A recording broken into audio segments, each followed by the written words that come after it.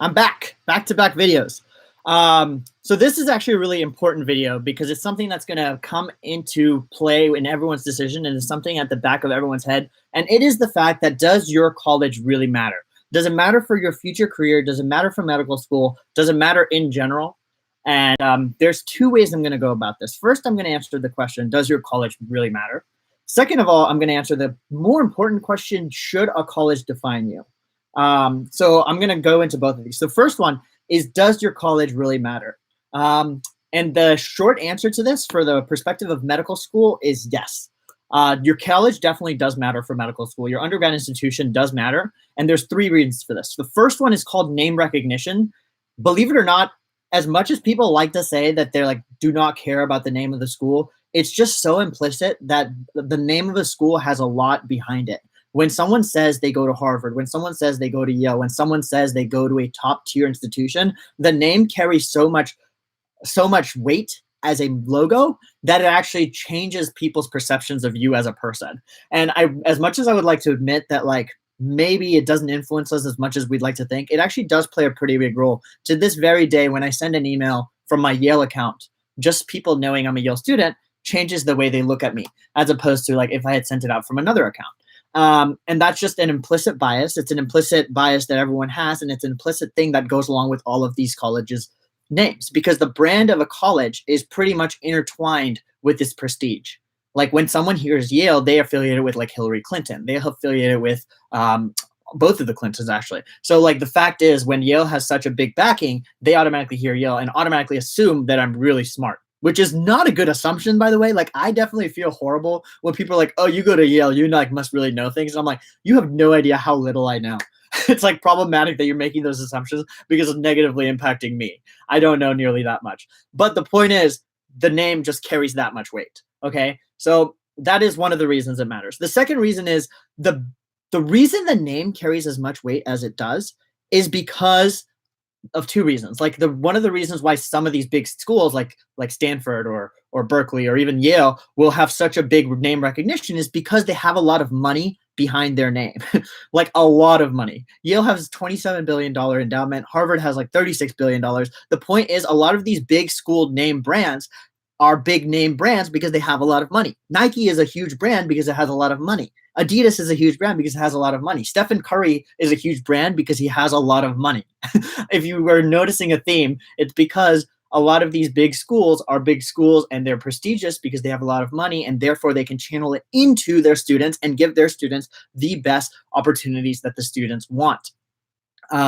And so that's actually one of the other implicit things that comes with the name of a college. I'm not necessarily saying that you can go to a college that doesn't have these big names like Yale and Harvard and still get all of those. You could definitely do that, but I'm just saying at Yale, at least from my personal experience, that is the baseline. Like there's just so many opportunities every day. And the reason why there's so many opportunities is because there's so much money. So much money means that there's so many professors coming in. So many professors means more opportunities, and more opportunities means that for me, if I ever wanted to do anything, I have someone to go to. I actually am so into YouTube now that I actually wanted to do a research project about YouTube videos in the clinic, and I found a mentor to do that with me. That is not something that you could do at any other institution, because not many institutions would even have the resources, expertise, or mentors to give you that sort of guidance.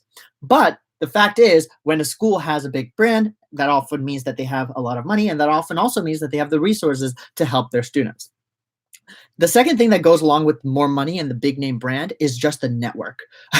People who go to these big schools are famous because famous people went to them. Barack Obama went to Harvard, and therefore, like, Harvard has like, oh, Obama under like Harvard's alumni list, and there's a lot of famous people under a lot of these big school lists, and it makes sense, right? Like Duke is known to produce great basketball players, and therefore Duke is known as a great basketball school. If Harvard is known for producing presidents, then Harvard is going to be known as a great school because it's producing the leaders of the world. And so because of that, these big name schools, that's another reasons why the name holds as much leverage as it does. And the third reason I'm going to say that the school you go to does matter is because of the people you'll meet. So as I said, when you go to a school that is a big, very big name school, you will meet people who are insanely overqualified comparatively to you. And that also means that they're really successful. They know what they're doing. You can learn a lot from them, which you might not necessarily get if you did not go to those schools. And actually, that is the beauty of going to a really big, prestigious school, because you meet people who you're like, dude, I have no idea how you did what you did, but I'm in awe, and I'm just so glad to stand next to you and like just absorb all of the stuff that you have to give me. Like, I know that was a big deal for me in Berkeley, just knowing and meeting all these people. And I was like, oh my God, you know a lot of things. And so those three big things, like, why do big school names matter? One is name recognition. Two is that because these schools have bigger names, they have the resources to help their undergrad populations in a way that you would not expect at other schools potentially. And three is the people you'll meet. The people you'll meet at a school, and I can say this only again because I go to Yale, the undergrads, I can say for a doubt, their biggest resource that they get out of Yale is their classmates, because their classmates are going to go on to do crazy things. And so that network is insane. Same thing in the med school. Like, all of my classmates are so cool, and I just love having that network. And I get that network not because of some random thing, just purely because we're all in the same school. And that's huge. So that is ultimately like the big thing. Why does your school matter? That is one of the biggest reasons why the college does matter that you go to. But should the college ever define you? Just because you did not go to a big name school, should that ever get to your head as like, you're not good enough? No, like 100% not. I want to make sure you understand the differences between those two things. A big name school 100% does imply a lot of great things about a person potentially, and potentially even not. Like in my case, there's no way I'm living up to Yale's name. Like, there's just no way. But like, people make assumptions about it. But as I said, making those distinctions, college does matter, but it should not define you. Okay, so just because you think that you did not go to a school that is prestigious in your eyes does not mean that you're not capable of whatever it is you want to do.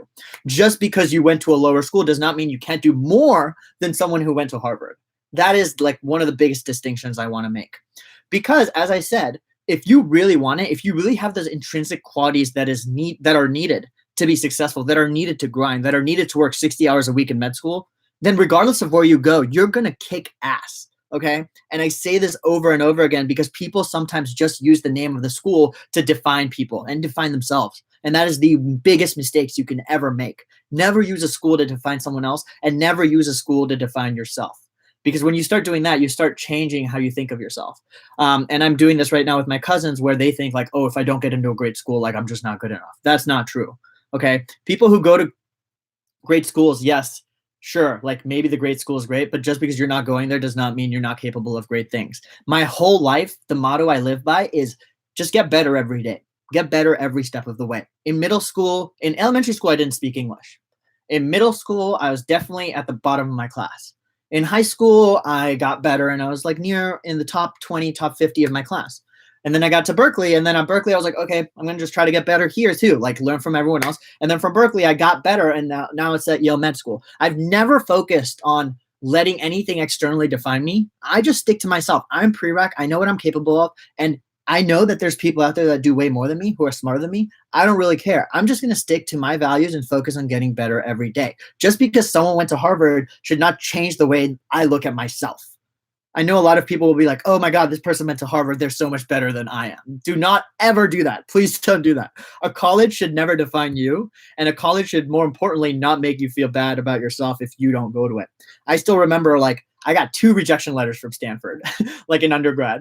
And it was just like, first one, it was because like, oh, like you got rejected. And the second one was like, our records indicated that like you didn't read the first message, but we just want to make sure you know you got rejected. And that, like, in the moment really did hurt. But I just want you to know, like, looking back, I'm just like, there's no reason that should define me. All you need to focus on is, if you go to a school, just focus on making the best use of the resources at that school that you can, and focus on making sure that you are the best version of yourself that you possibly can be.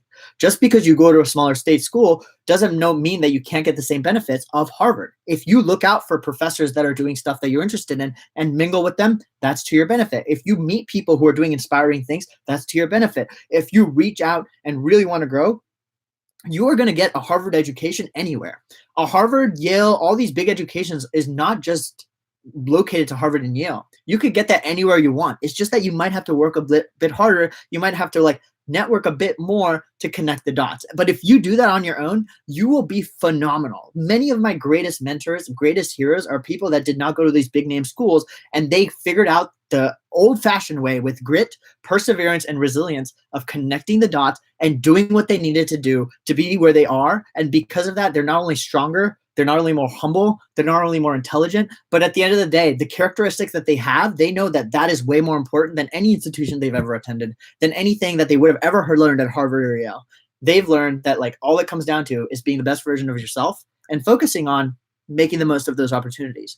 So don't necessarily aspire to go to Harvard. Just aspire to be really good at the fundamental things that you care about. And if Harvard likes that, then great. But if Harvard doesn't, it's Harvard's loss. Okay. Like it's totally fine. Like you do not need external validation. Focus on the things you care about and be the best at that you can be. And don't focus on external validation from schools and big name brands. You don't need that. So that's just my 2 cents about this, because I know college decisions are going out soon. I know people are hearing back from dream schools. I know people are getting rejected from dream schools. I know people are feeling like my whole life is over if I don't go to a school like this. Well, bullshit. Totally bullshit. Just focus on doing you. And if a school doesn't want you for you, then go to a school that does and show that other school how much of a badass you are. Because that's honestly all you got. Okay. And that's actually one of the most valuable things you can do. So I wanted to put that out there. Hope you guys enjoyed this video. I'm on break now, so I will be publishing more videos, and I will be also going live for more videos like this. But if you like this comment, please like right now. Comment, share, subscribe. I really appreciate all of you. Follow me on Instagram. Follow me on Snapchat. Reach out to me with questions. I have a little bit more time. I can try to respond. I've been trying to respond to a lot of you. So yeah, thank you for watching, and I'll see you guys in the next one. Peace.